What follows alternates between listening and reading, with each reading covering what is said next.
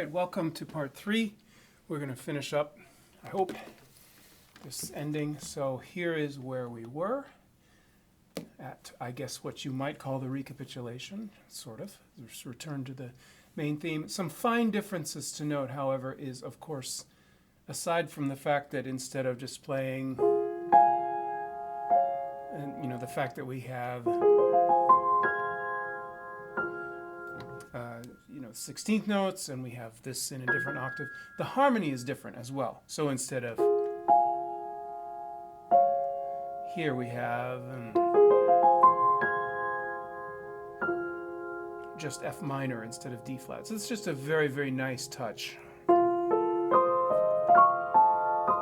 And then you have, again, if you were fake booking this, you'd say, well, F minor, and then you'd say F7, and you would make note of all those wonderful little things.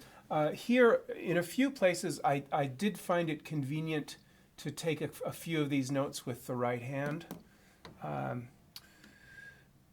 So you can try that if you want to. The other thing is, it's very interesting. Maybe people have different points of view about this, but the idea of these rests, and the fact that here it's just this bare F going ding, and here, again, rests, and all of this is gone, and then all of this is gone. It's interesting to just try that out kind of literally.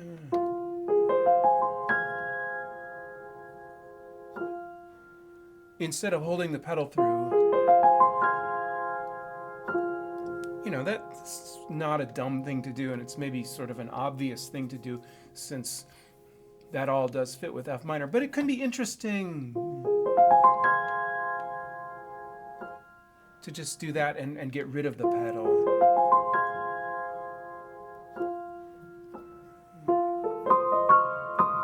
And then ding.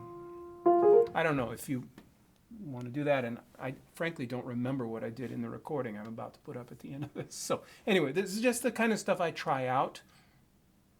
Maybe it will be quite striking and interesting, or maybe it will sacrifice all this beautiful sonority that you developed, and you won't want to do it. But curious minds will try this kind of stuff. Okay,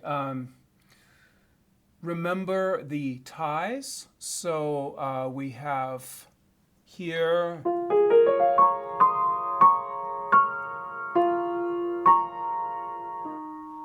we want to hear that over the bar line, right there.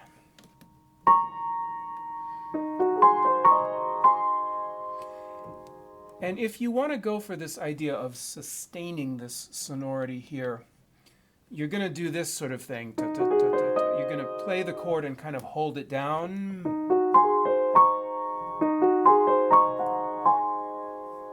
And see, that way I can have that clear and not pedal through that, and yet also sustain this left-hand sound. So to back up,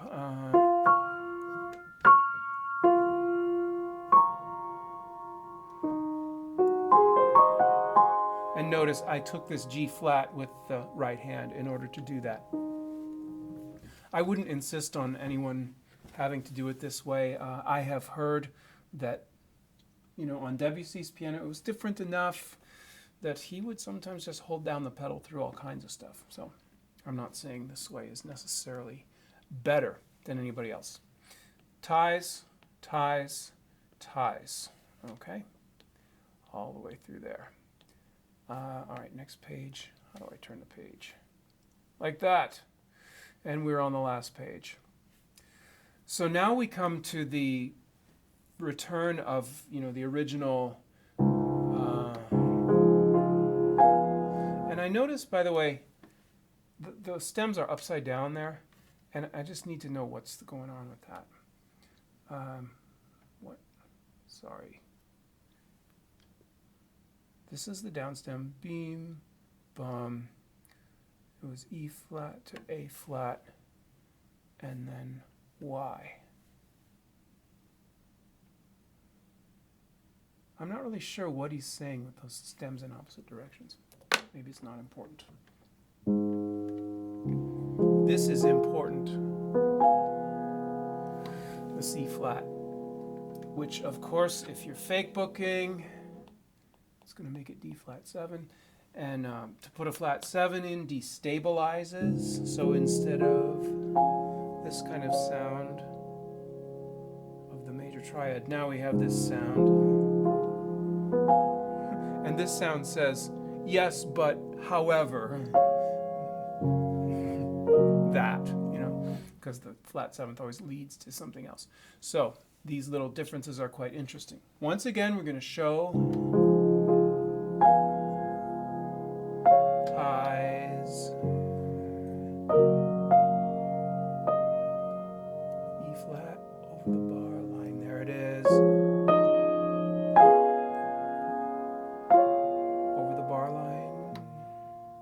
And again, this is a place where I might hold the lower F over the bar line as well.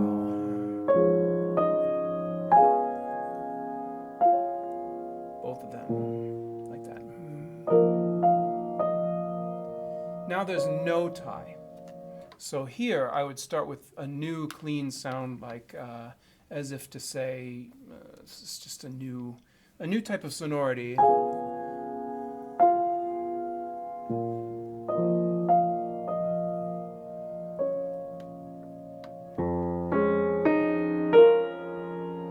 So there I kind of play, I play, a little more sound. This would be, this really pianissimo sound, this really sustained sound. This is more, instead of sort of far away and wispy, this is speaking a little bit more directly. So maybe, mezzo piano to mezzo forte. Let me just play through this part and I'll show you what I mean.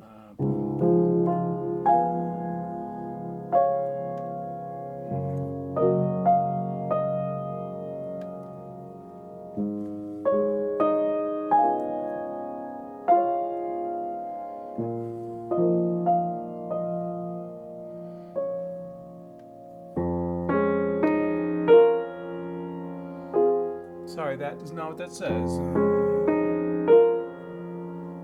That's what it says. Now reach for a little more. And now a little more. And now exit stage left. And this is just great because this is the accompaniment with no melody.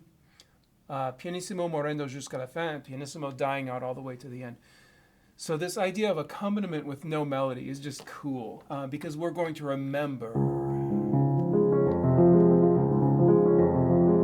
We're going to remember that from hearing it earlier. And then when the tune does come back in, or a fragment of the tune here, it's really a wonderful effect. So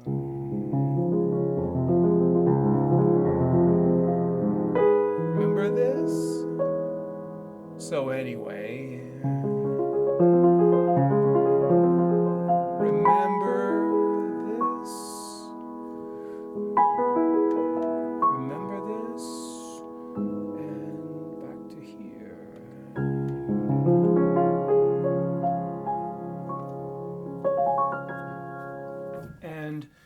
here with these, if you want to split them between the hands right there, there's not really a reason you have to take the F in the left hand. You can just do this.